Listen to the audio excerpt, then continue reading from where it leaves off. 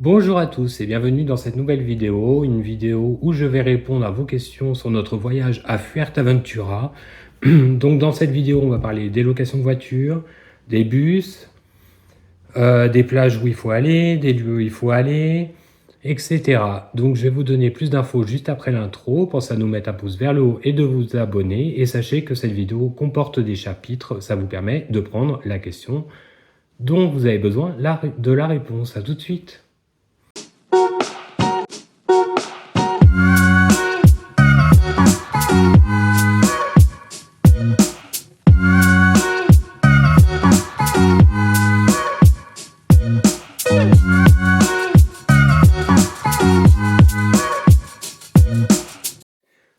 Donc, je vais commencer par les locations de voitures. On nous demande où on a loué notre voiture. Alors, comme la plupart du temps, quand nous allons aux îles Canaries, nous louons chez Siccar.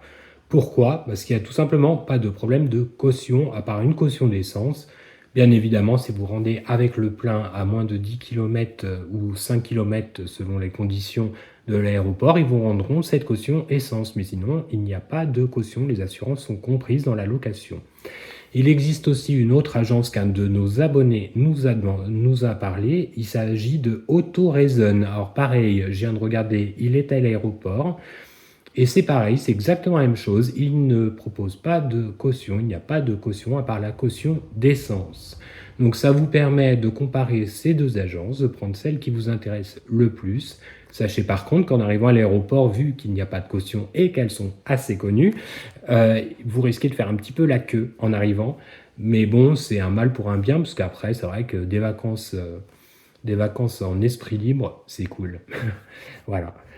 Donc voilà, on nous a posé aussi des questions sur les bus. Alors je vais vous parler de deux lignes principales depuis l'aéroport, mais bien sûr il en existe d'autres. Je vous invite à regarder sur Google Maps. Donc par exemple vous avez la ligne 3, Alsa 3 qui va à Puerto del Rosario, donc la capitale, Caleta Delfus, Salinas del Carmen. Donc il y en a assez régulièrement. Après, vous avez aussi la ligne Alsal 10 qui va à Mororablé, donc complètement dans le sud. Donc ça, c'est hyper pratique parce qu'il y a beaucoup d'hébergements à Mororablé. Vous avez quand même une ligne qui va directement de l'aéroport jusqu'à là-bas. Donc je vous invite à regarder sur Google Maps, c'est le plus pratique parce que la plupart du temps, ils affichent même aussi les horaires. Et voilà, donc vous avez ces deux lignes-là. Alors, une question qu'on nous a posée, s'il y avait du vent à Fuerteventura. Eh bien, oui. Fuerteventura, ça veut dire l'île au vent, tout simplement. Donc oui, il y a du vent. Alors, est-ce que c'est agréable ou désagréable? Ça peut être agréable l'été quand il fait très chaud, parce qu'il ne faut pas oublier que Fuerteventura est assez désertique. Donc quand le soleil tape, il peut faire très chaud. Donc l'avantage, c'est par exemple, et c'est une chose que je vous dis souvent de fois dans les voyages, s'il y a du vent, regardez la direction du vent. Par exemple, si le vent vient d'ouest, allez sur les plages à l'est. Et si il vient d'est, allez sur les plages à l'ouest. Déjà d'une, ça évite que vous ayez des trop grosses vagues. Et de deux, d'avoir trop de vent sur la plage. Alors oui, donc il y a du vent. Nous, personnellement, on y a été au mois de mars et parfois il a fait chaud. C'est monté à 28, 29 et c'est vrai quand on arrive en plus du continent qui fait froid chez nous, on était content d'avoir par moment du vent. Après, c'est un petit peu plus désagréable le soir parce qu'on est un peu plus frais, bien évidemment. Mais sinon, ça peut être dérangeant, mais en même temps, quand il fait chaud, c'est peut être le contraire. Donc oui, il y a du vent à Fuerteventura. C'est pas non plus un vent très fort, mais il y a toujours de l'air, comme souvent sur les îles. Voilà. Alors, on nous a parlé aussi, parce qu'on a parlé dans notre vidéo de conseil de Cofete. Donc, le meilleur conseil qu'on avait à donner, le meilleur conseil qu'on a à donner pour aller à Cofete, c'est tout simplement d'y aller tôt le matin. La route, c'est un chemin de terre avec des trous, etc. Parfois, c'est très difficile de croiser une voiture. Surtout sur la deuxième partie, je vous explique. La première partie, encore ça va. Vous allez donc rouler tranquillement, même en croisant une voiture. Mais quand vous allez monter, vous allez arriver au Mirador. Donc là, au Mirador, jusqu'au Mirador, ça peut aller. Donc d'ailleurs, je vous conseille de vous y arrêter, de jeter un coup d'œil, c'est très très beau. Mais après, quand vous allez commencer à redescendre, là, par contre, c'est très étroit et c'est un ravin. Donc, soyez prudents. Nous, personnellement, on y était tôt le matin et on a très bien fait parce qu'il y avait peu de monde encore. Mais ce que je veux dire, c'est que quand vous redescendez dans cette deuxième partie, quand vous croisez une voiture, vous êtes obligé de vous arrêter. À des fois, il y a des renfoncements prévus exprès, donc je vous conseille d'aller dedans et d'attendre que les voitures passent. Parce que surtout quand vous remontez, vous avez vraiment le ravin côté droit.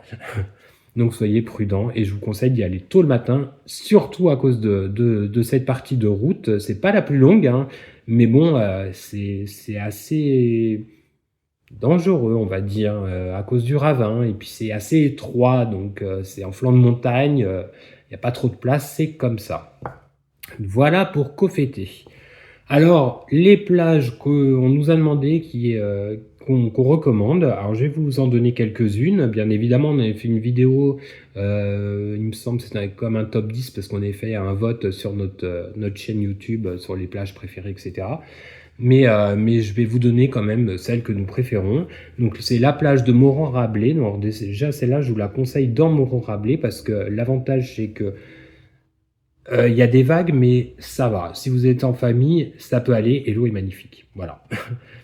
Et donc, Moron-Rabelais, c'est au sud de l'île. Il y a aussi la plage de Costa Calma, donc qui est très jolie. Donc pareil, je pense que c'est assez sableux, ça descend peu, donc c'est bien pour les familles.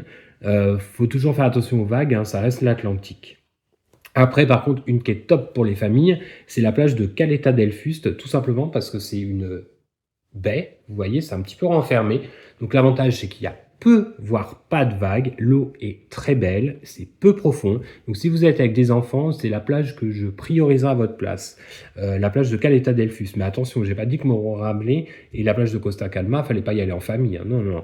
Vous pouvez y aller en famille, mais soyez prudents, comme je vous parlais du vent tout à l'heure, s'il y a trop de vagues ou pas assez. Enfin, voilà. C'est des plages surveillées, hein, de toute façon, pas de panique, hein. Mais c'est vrai que pour moi, la meilleure pour les enfants, c'est Caleta Delfus parce que c'est un peu plus renfermé. Alors aussi, une plage, donc Caleta Delfus, j'ai oublié de vous le dire, elle est à l'est, elle est pas loin de ce Caleta Delfus, c'est pas loin de l'aéroport.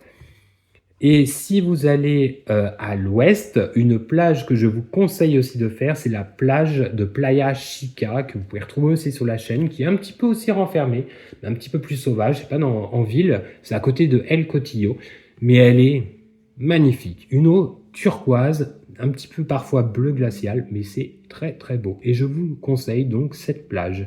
Vous avez aussi la plage de Sotavento qui est magnifique, mais je vous demande d'être un peu prudent. Alors ce qui est bien, c'est si vous êtes en famille, n'allez pas derrière le banc de sable. Tout simplement, comme ça évite que vous ayez trop de remous. Mais attention, quand c'est marée haute, bien évidemment, l'eau va un petit peu au-dessus du banc de sable, donc ça fait un petit peu comme chez nous, il peut y avoir des baïnes si vous êtes près du banc de sable. Mais si vous êtes vraiment sur la côte, c'est sympa. Mais franchement, c'est une très très très jolie plage, je vous conseille, mais soyez juste un petit peu prudent à cause de ce banc de sable. C'est comme, je vous dis, chez nous, avec les baïnes, il faut faire peut-être un petit peu plus attention, parce que la plupart du temps, quand il y a des baïnes, c'est qu'il y a des bancs de sable. Mais sinon, si vous restez avec votre enfant, vous baignez bien, enfin directement sur la plage et vous n'allez pas au banc de sable, je pense qu'il n'y aura vraiment pas de problème. C'est vraiment quand vous vous approchez, et c'est assez loin, hein, du banc de sable, que voilà. Mais par contre, l'eau est peu profonde, hein, bien évidemment, parce que c'est un peu renfermé à cause du banc de sable. Voilà. Ça fait beaucoup de bancs de sable, je sais, désolé. Alors, autre chose, si vous voulez aller à Lanzarote depuis Fuerteventura en ferry, c'est possible depuis Corraleiro. Alors, ce qui est bien, c'est que vous avez l'agence Sicar côté Fuerteventura à Corraleiro si vous voulez louer une voiture. Alors, côté Lanzarote, il me semble aussi qu'à Playa Blanca, il y en a une. Mais si vous voulez tout simplement faire une journée à Playa Blanca à Lanzarote, c'est possible. Donc, vous avez des ferries très très très fréquents. Depuis le port de Corraleiro, c'est uniquement depuis le port de Corraleiro, jusqu'à Playa Blanca à Lanzarote. Vous avez pour sûr la compagnie Fred Olsen Express, mais il en existe d'autres. Alors c'est pareil, je vous demande de regarder sur Google Maps. Ça c'était juste parce qu'on nous avait demandé est-ce que c'était possible d'aller à Lanzarote hors avion. Donc oui, vous pouvez, mais il faudra partir de Corraleiro depuis le port.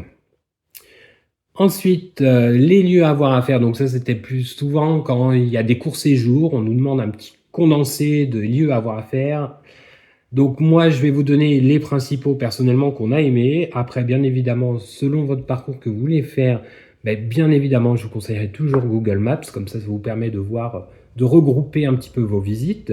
Donc je vais vous les donner. Bien sûr, il y a le volcan Hondo, Hondo. Donc l'avantage, c'est une petite montée, mais c'est pas non plus très haut, parce que vous pouvez vous garer en bas. Donc il faut quand même un peu marcher, monter.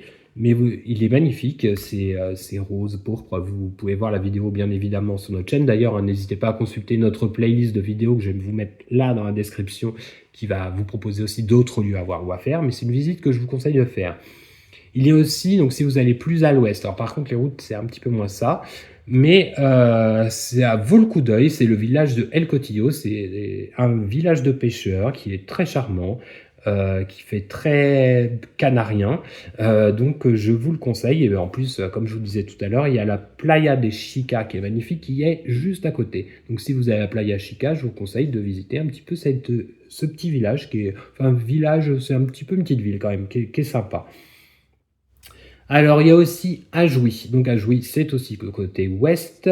Le village en lui-même peut être sympa. Enfin, il est sympa, c'est pareil, c'est un tout petit village à plus de pêcheurs. Vous avez une belle plage de sable noir. Et ensuite, vous pouvez marcher le long des falaises et aller jusqu'à une grotte. Voilà, donc c'est une petite visite sympa aussi que je vous conseille. C'est surtout ouais, une petite promenade, une petite visite sympa, c'est assez joli. La ville de Corrallero, donc oui, la ville de Corrallero, Volcoudoy, c'est une ville, pareil, village de pêcheurs. Mais ce qui est super bien là-bas, c'est que vous avez des petites plages. Alors, vous pouvez trouver des petites plages avec des petits pop-corn. J'ai fait une vidéo, vous pouvez la voir aussi dans notre playlist dessus. Mais aussi, vous pouvez trouver tout ce que vous avez besoin là-bas. C'est super bien, vous avez énormément de commerce.